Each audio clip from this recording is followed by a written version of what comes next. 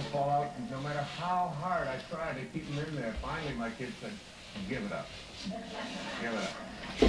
So I was over in England, and they told me that I couldn't take my shampoo bottle on the plane, and there's nothing you can do about it. Yes, there is. I'll just shave my head.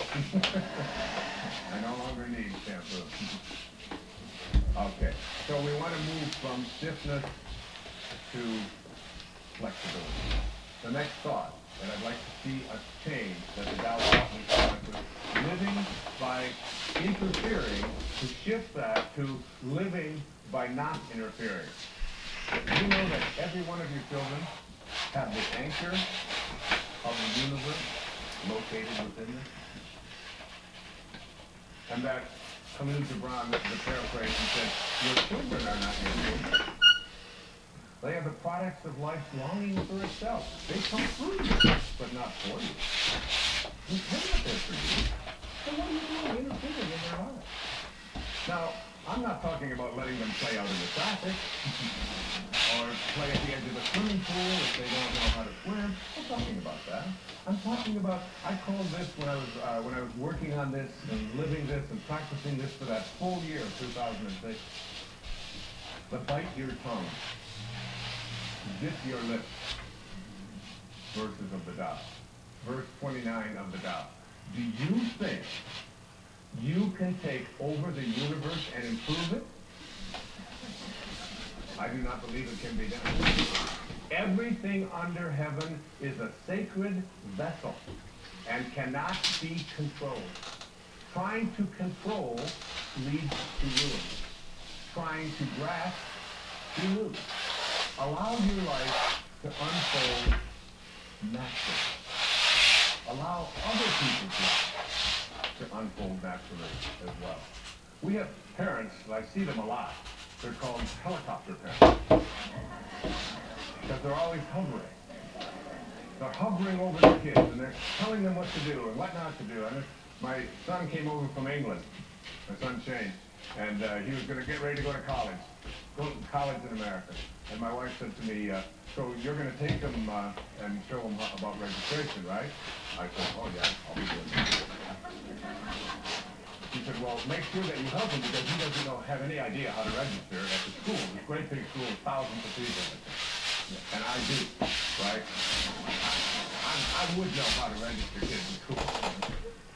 And so Shane got in the car, and I said, it's all going to be fine. It will all be fine. And we drive over to the campus, and I drop him off, and I have my tennis racket in the back. And he said, where are you going? I said, well, I'm a prophet.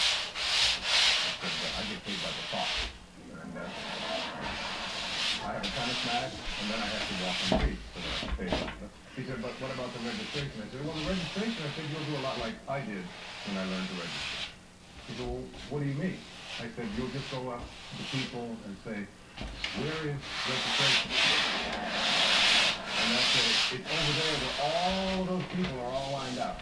If I remember those days, the college of 40,000 students or so, finding out how to register. Tracy, did I take you to register, honey? No.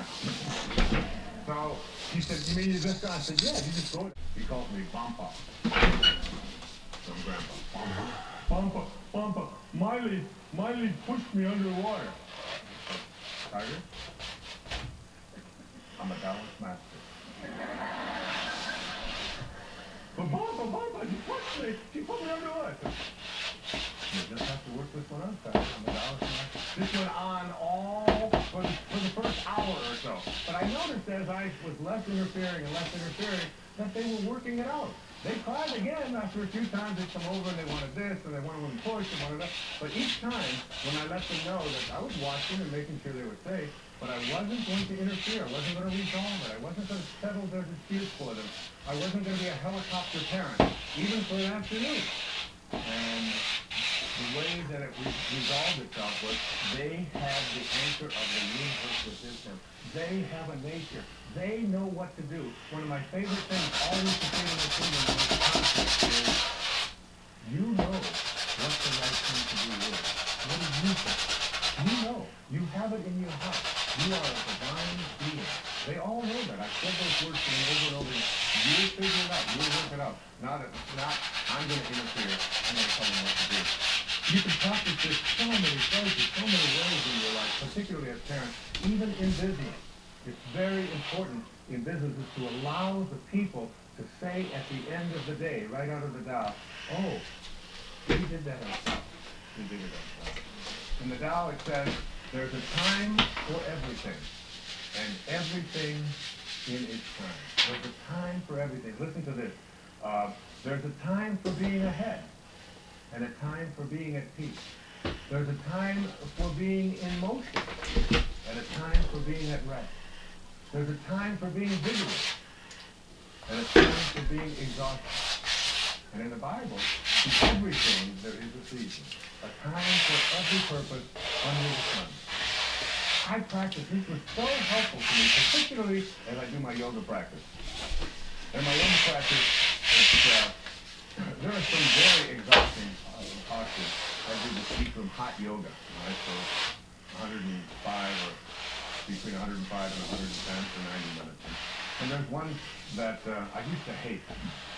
It's called triangle, you know. And so you put this out here, and then you do this, and then you get yourself up, and you go all the way down, and you get yourself in balance, like this, so you balance, and you take your arms out here, and then you take these like this, and it's 105 degrees, and then you take one, and you're looking up here, and you're looking up, and then you bring it back, and it lasts a full minute. And I used to just wait for that minute to be over. Oh my God, when are they going to bring me faster? And so I started practicing what the Tao teaches, and I remember there's a time for being exhausted. There's a time for that. And as I practiced that, I said, and there's a time for being at rest.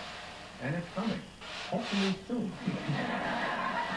But in your life, there's an awareness that there is a time for all the things that are going on that you think shouldn't be happening. In the Tao it says that hidden in all misfortune is good fortune.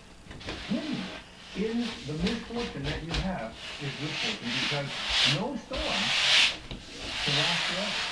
Even nature cannot create a storm that lasts forever. Ultimately, hidden within every storm is calmness. Hidden within every flood is drought and dryness.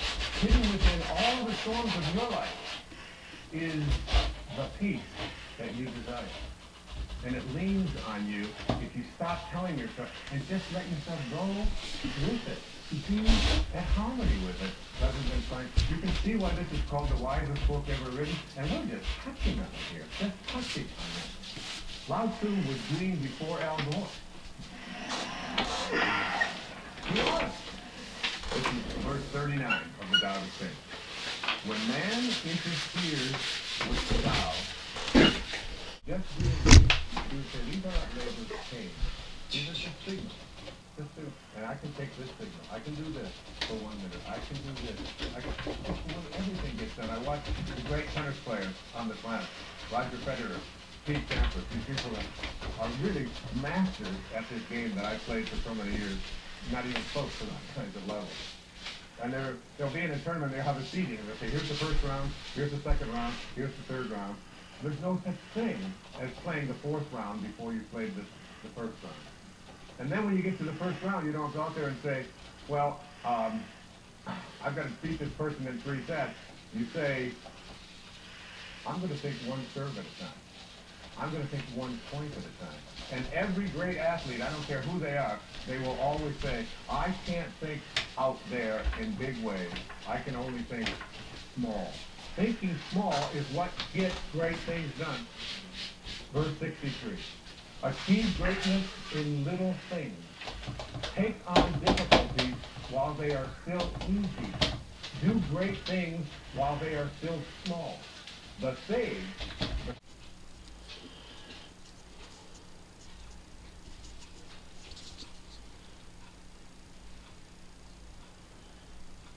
Yeah.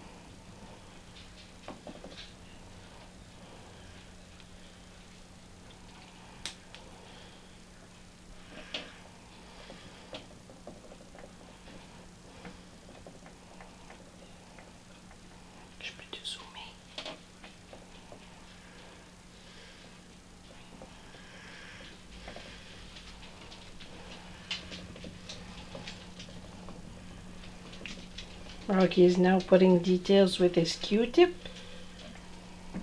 perfectioning his painting.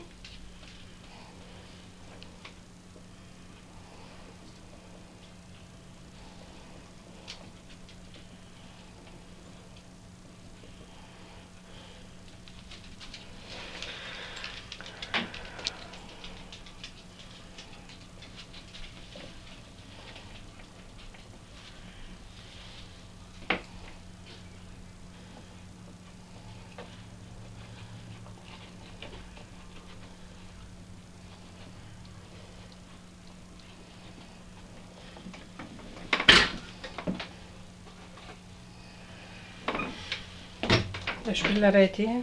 Oui. Je pèse quoi, là? Tu sais, piton, tu le fais? Le piton, tu le fais? Ouais. Arrêtez.